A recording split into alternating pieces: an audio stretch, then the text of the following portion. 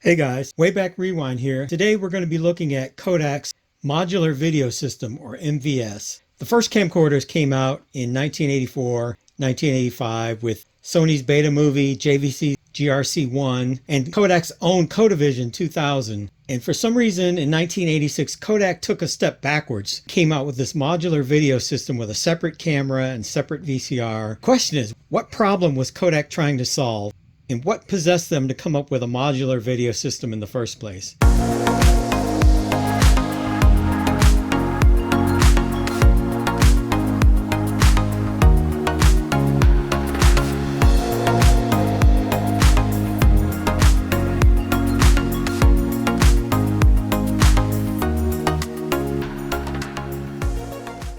The modular video system consisted of a camera unit by itself, a VCR that contained a recorder, player, and a tuner timer, and had separate batteries, remote, and a whole plethora of accessories, of which I only have some of them. The problem that Kodak was trying to solve in the early 80s, consumers did not possess, audio video receivers with lots of inputs. They basically had a television with an antenna input. And most people at that time had a VCR, either a Betamax or a VHS, and they had this hooked to their TV permanently. When it came time to consider a video camera, consumers of that era just were like, how am I going to watch my tape? How am I going to be able to watch whatever it is I shoot on my video camera? And so with Beta Movie, you took your full-size Beta tape out and put it into your Betamax, which you literally had to do that. That was the only way. Beta Movie had no internal player, so that was the only way to watch Beta Movie. With the GRC1 from JVC, the compact VHS, you could take the small tape out and put it into an adapter and play it in your VCR. And with Kodavision, Kodak came up with several different ideas, which I'll go over in a separate video of how Kodavision could be played.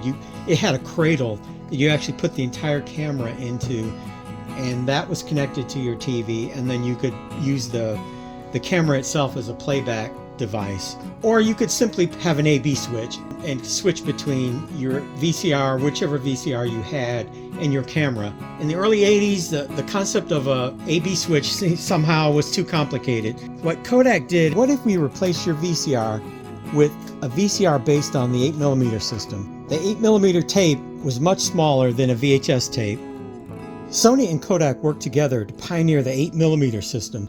It was believed at the time that VHS was just too large to build into a camcorder system. So they worked together to develop 8mm, even calling it 8mm to bring back the nostalgia of the 8mm film. Kodak decided that they could use this format largely to replace VHS, not only in camcorders, but in home VCRs. The theory was that you would use this VCR to record your programs off the air using the attached tuner timer, and then when you were ready to go out in the field and record things, you would connect it to this video camera that could either be attached by a cable to the recorder, or in a very novel concept, you could disassemble this VCR, assemble it to this camera, and have something that looked very similar to a camcorder. The problem they were trying to solve is that people kept saying, how am I going to play these tapes in my VCR? The theory was that you could attach this system into something that looked like a camcorder, and then when you were done, you would come home and reassemble your VCR and play your tape in the same machine that you record your programs off the air and presumably rent pre-recorded movies. Now, right away you're thinking, that sounds like a lot of effort, especially for the general public that found an A/B switch too difficult to master. This same general public was somehow going to reassemble their VCR and play it. So let me just show you what that looks like. So how this works, I'll move the camera out of the way for a second. You push this button, the VCR disconnects.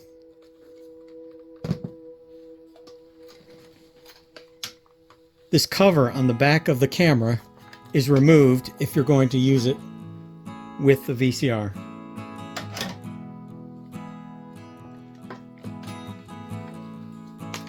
The camera comes in, and just like this, they assemble together into the camera. But we're not quite done yet, because this on the back is just a decorative cover. Then you install the actual battery. Now I have a fully operational, functioning camcorder. So you have to remember, this is for a public that thought an AB switch was too complicated. I had to assemble my camera recorder. I've come back from my event. I separate the camera. Reinstall the VCR. I could leave the battery here. The battery will actually be charged when it's in the cradle. But if for some reason I took the battery off and put it into a separate charger, Kodak was nice enough to give you this hollow plastic thing that looks like a battery that I can put here just to cover up the hole. One other thing I want to show you, this adapter, just to show you the versatility of this system. Again, I take off this decorative cover. I put on a battery. I can attach this adapter to the side here.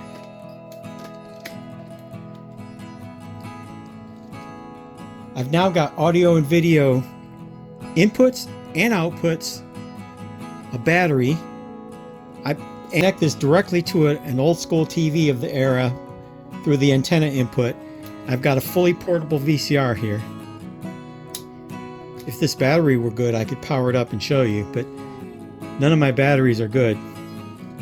Kodak thought of just about everything. There's even a car battery cable here.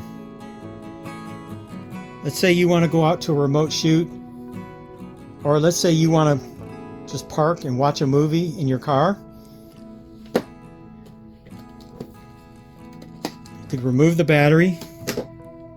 These arrows at the top show you how to line it up so that you know which side you have where. I have this hooked up to a 12-volt power source. This is actually, will turn on and play at this point.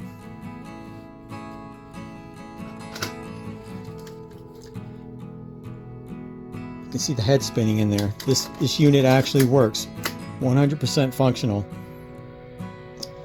So I now have in my hand a 100% portable VCR that I could record inputs and outputs. You can use it out in the field of battery power or 12-volt power. Kodak was solving a problem most people didn't even know they had. On the other hand, this is what a portable VHS machine of the era looks like. So given that Kodak had this was a very compelling piece of gear. You actually needed a portable VCR in the field. This was actually very nice compared to the VHS machines of the time. It had a remote that would work with pretty much any of the Panasonic or Matsushita VCRs of that era, and it also worked with the Kodak. So you have to remember, this is something you would do every single time you wanted to record something in the field. You'd assemble your camera and the recorder and the battery. All $2,600 would come together to form this camera recorder unit or the camera VCR unit, depending on how you wanted to use it. This is what they expected you to do. Needless to say, this was not very popular. It was way too expensive. It was way too complicated. And VHS in 1986 was just too popular. Blockbuster was on the scene. People were renting full-size VHS tapes. They did not want to give up their VCRs and buy an 8mm VCR. And they did not want to build a camcorder every time they wanted to record in the field. What eventually happened is that people eventually got audio and video inputs on the front of their TV, and the problem was solved.